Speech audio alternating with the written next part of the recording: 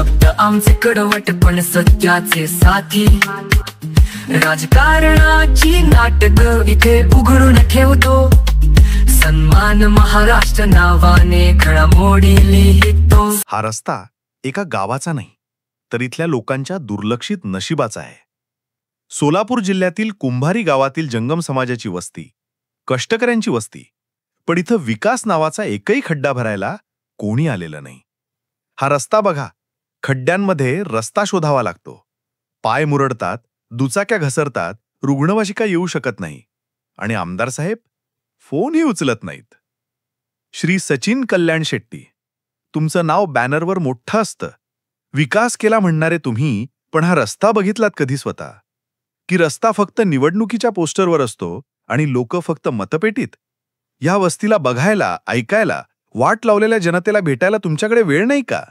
की आता मतं मिळवून झाल्यावर जनता ही तुमच्यासाठी त्रासदायक झाली? निवडणुकीच्या आधी निधी येतो, फलक लागतो, फोटो काढले जातात, पण प्रत्यक्षात रस्ता कुठं? आमदार निधी कोणाच्या खिशात गेला? हा रस्ता बघून एकच प्रश्न पडतो, खरोखर विकास केला की फक्त निधी खाल्ला? ही उदासीनता नाही, ही बेईमानी आहे। लोकांचं आयुष्य धोक्यात टाकून बॅनरबाजी करणं ही नुसती तुमची थापेबाजी आहे।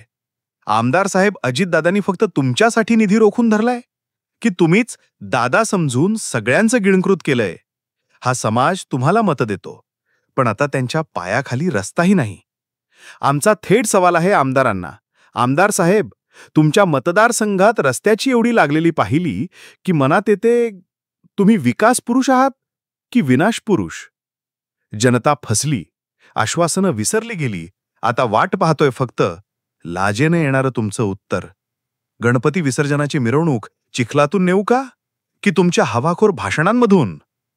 सचिन कल्याण शेट्टी साहेब, जनतेची सहनशीलता संपलीये, आता प्रश्न फक्त रस्त्याचा नाही, तर लोकशाहीचा आहे। हा व्हिडिओ शेअर करा आणि आमदार साहेबांना टॅग करा, व्हिडिओवर कमेंट टाका, आपले मत नोंदवा। सन्मान महाराष्ट्र चॅनल सबस्क्राईब करा, सन्मान महाराष्ट्र चॅनलला जॉईन बटन दाबून जॉईन व्हा।